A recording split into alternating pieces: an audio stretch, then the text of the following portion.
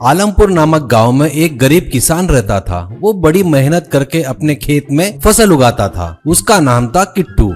उसको एक पत्नी और बच्चे भी थे। वो लोग अपने खेत के बाजू में ही झोपड़ी बनाकर झोपड़ी में रहते थे। किट्टू के पिताजी ने बहुत सारा कर्जा करके रखा था। उसे चुकाने के लिए किट्टू बहुत मेहनत करता था और परेशान भी रहता था। फसल में जो भी उगाया उसको बाजार में बेचकर घर आता था।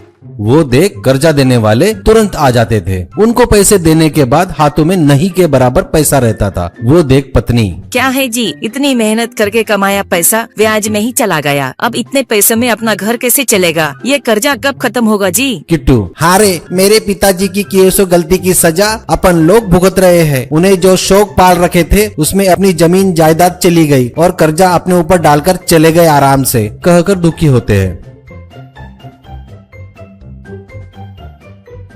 एक दिन कर्जा देने वाला एक आदमी को लेकर किट्टू के पास आता है और उनसे कहता है, बेटा किट्टू, तुम हमारा कर्जा चुका नहीं सकते, ये हमें समझ में आ गया। इसीलिए तुम्हारे पिताजी ने तुम्हारे घर के पेपर मेरे पास गिरवी रखे थे ना, मैं वही ले लेता हूँ। इसके बदले में मैंने तुम्हें जो पैसे दिए थे इससे तुम्हारा कर्जा चुकता हो गया। दूसरा आदमी, तुम्हारे पिताजी ने तुम्हारे खेत के पेपर मेरे पास रखे थे, वो भी मैंने इसे दे दिया है। अब तुम्हें मुझे पैसे देने की जरूरत नहीं है। किट्टू, ये क्या बोल रहे हो जी आप लोग? ब्याज तो देता ही आ रहा हूँ ना मैं, फिर बेचना क्यों? मैं इसके लिए तैयार नहीं हूँ। ये सुन आया हुआ व्यक्ति, बेटा तुम बेमतलब ही चिल्ला रहे हो, अब कोई फायदा नहीं। अब तुम तुरंत घर और अपना खेत छोड़कर चले जाओ, नहीं तो मेरे आदमियों से खाली करवाता हूँ। तू मुझे नहीं जानता शायद, प्यार से बता रहा हूँ, सुन ले, ऐसा कहता है।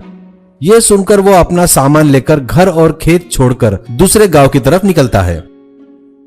बीच में जंगल पड़ता है, वहाँ उन्हें अंधेरा हो जाता है। वहाँ कुछ फल तोड़कर खाकर भूख मिटाते हैं और वहीं पर सो जाते हैं। वहाँ ठंड बहुत ज्यादा होने की वजह से सभी कांपने लगते हैं।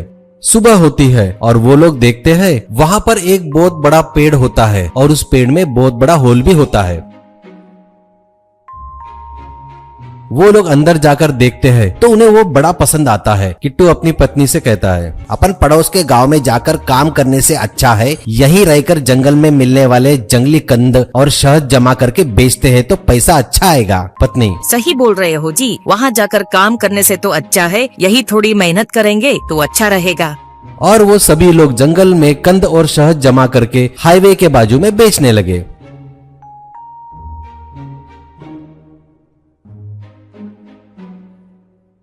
उस पेड़ घर में रहकर बाहर खाना बना के खाते थे और पेड़